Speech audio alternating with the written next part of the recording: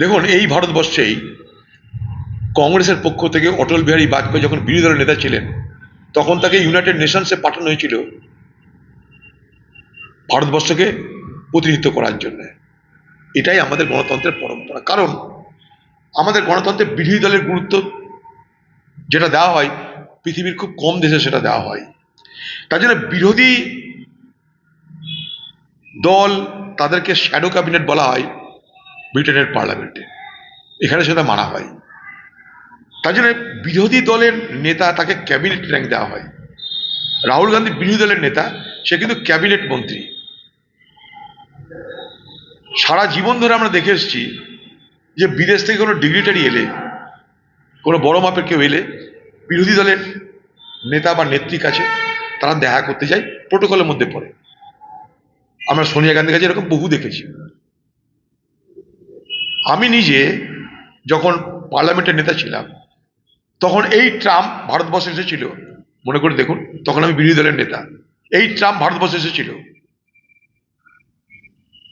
যেহেতু প্রোটোকল মেনে তারা আমাদের পার্টির যিনি সোনিয়া গান্ধী ছিলেন, যিনি গোটা পার্লামেন্টে আমাদের পার্টির নেত্রী, তার সঙ্গে দেখা করেননি, তাই ট্রাম্প সাহেব যখন আমাকে ডিনারে ডেকেছিল রাষ্ট্রপতি ভবনে, আমি কিন্তু সেই ডিনার রিফিউজ করেছি।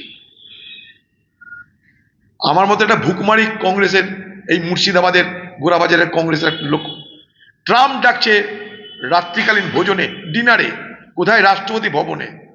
অধীর কিন্তু হিম্মতে গিয়ে বলেছিল যাব না। আমি যখন যাইনি, মনমোহন সিং, গুলাম নবী আজাদ কেউ গেল না। এটা পরম্পরা, এটা আমাদের দেশের ট্র্যাডিশন।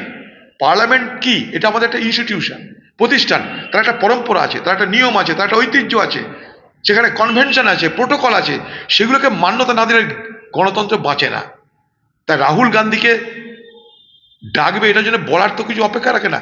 ডাকা তো প্রোটোকলের মধ্যে পড়ে, হিসাবে পড়ে, উচিত, কনভেনশন, সব কিছুর মধ্যে পড়ে এগুলো। এটা আইন নয়। না ডাকলে আমি কি, আমাদের সংবিধান আমি না ডাকলে আমার গণতন্ত্র চুরমার হয়ে গেল, তা নয় ব্যাপারটা।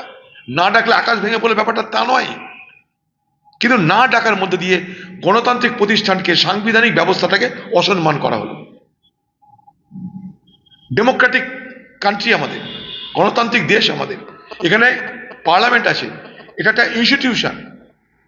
এই ডেমোক্রেটিক ইনস্টিটিউশনের কতগুলো ট্র্যাডিশন আছে, প্রোটোকল আছে, কনভেনশনস আছে।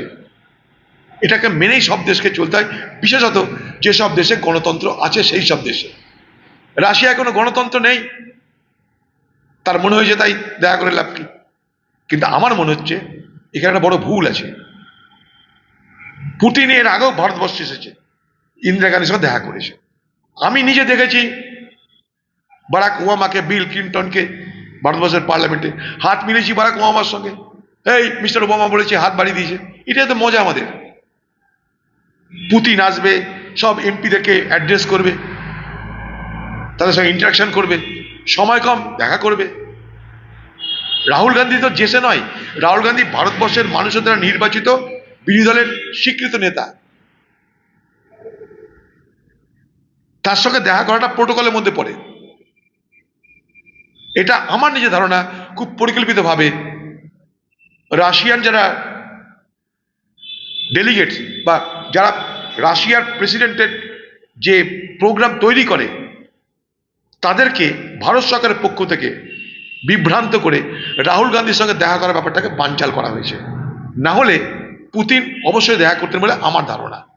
কারণ আমাদের দেশের সঙ্গে রাশিয়ার সম্পর্ক মোদি তৈরি করেনি, ভুলে যাবেন না। মোদিজি তৈরি করেনি, ইন্দিরাজি তৈরি করেছিল। ভারত রাশিয়া মৈত্রী যেটা চুক্তি, আমরা না ইন্দিরাজির আমলে, জওহরলাল নেহরুর আমল থেকে আমরা মেনে চলেছি এগুলো। ভারত পাকিস্তানের যুদ্ধের সময় যখন সপ্তম নৌবহর আমেরিকা পাঠালো ভারত মহাসাগরে, তখন এই রাশিয়া আরেকটা নৌবহর পাঠিয়েছিল ভারতের পক্ষে। এই সম্পর্ক আমাদের। আজকে ভারতবর্ষে যত সামরিক বাহিনীর অস্ত্র, তার 60% আসে রাশিয়া থেকে। মোদিজি করেনি সেই আমলের। তা আমাদের সঙ্গে রাশিয়ার সম্পর্ক কোনো পার্টির সম্পর্ক নয়, এটা দেশের সম্পর্ক।